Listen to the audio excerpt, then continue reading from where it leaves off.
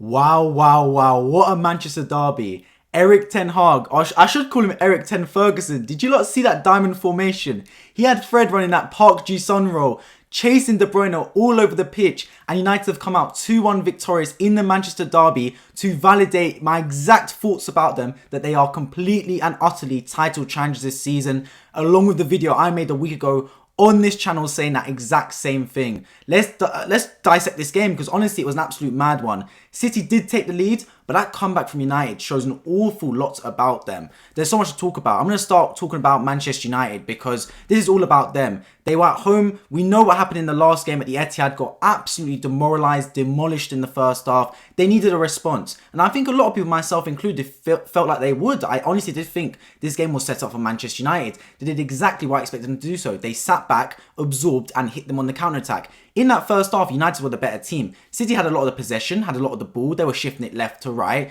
and trying to create some incision, but never really looked like scoring, to be honest. Whereas United were the more dangerous team on the counter-attack. We saw exactly what happened. The ball came to Bruno Fernandes, out to Rashford. That was the game plan. Bruno Fernandes to Rashford. Fernandes to Rashford. That was it, and that was all the chances United had, and he almost took a couple, Rashford, on the counter, but couldn't quite finish them. Coming out in the second half, though, City did what they did against Chelsea, and they upped the tempo. They went into another gear, and they started to put the pressure on, started to control more possession, as if they could get any more possession, and eventually did score, and it was super sub Jack Grealish to get the goal for Pep Guardiola's side. And we just know the narrative between Arsenal and Man City now. City got squad depth, Arsenal don't. Super sub comes on and scores the goal for City. And at that point, as an Arsenal fan, I'm there like, oh, this is horrible. City going to come away, they're going to win a massive game when we really need them to drop points. And it's going to put all the pressure on Arsenal going into the game tomorrow against Tottenham in the North London derby. But boy, did Man United surprise me. I thought they'd win the game, don't get me wrong. But once they went 1-0 down, I thought it was a long day. I thought it was over for United. I thought they put their heart, their blood, their sweat and their tears in that first half. And they were not going to be able to recover it. But boy, did they. In that after they conceded that goal, they went on a rampage. That goal, oh my days, is it a talking point. Ball comes through across goal. Rashford is offside. He makes a move towards it, but doesn't actually connect with the football. And Bruno Fernandes is on the scene to sweep it home. At the time, I was like, it's a goal. Rashford didn't touch it. It has to be a goal. The linesman flagged, but then he got pressured by the whole United squad and put his flag down or something. A little discussion between VAR, Stuart Atwell, and the lino. And end of the day, United get given the goal and it's 1-1. And I'm celebrating. I'm going crazy. I'm celebrating it like it's an Arsenal goal, basically. But then that wasn't enough. United go and score a second one. Garnacho at left wing. What a super sub he was coming on. Twists and turns defender. Pulls it across the box. And who's on the scene? Marcus Rashford to make it 2-1.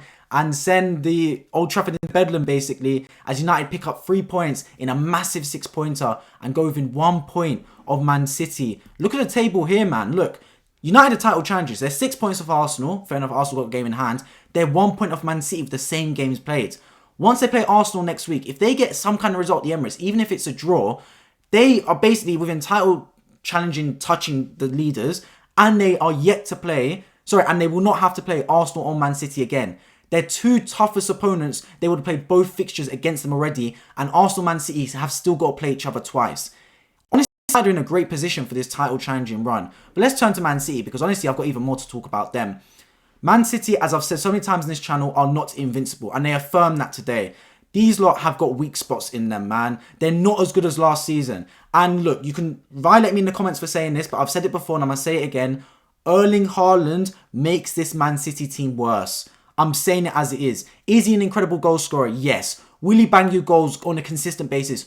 100%. But he makes this Man City team worse because he's not doing enough. When he's not scoring, he is not involved in this game. He was completely anonymous today. Completely and utterly anonymous. Pep Guardiola has never played with a number 9 in his life. Even when Aguero was in the team, he literally benched him for the first year or so he was in the squad because he wasn't doing enough external work, wasn't doing enough pressing, involved the player, etc. He started bringing Jesus to do that. I honestly think he wants to do the same thing to Haaland, but won't because Haaland's scoring too many goals that he can't do that.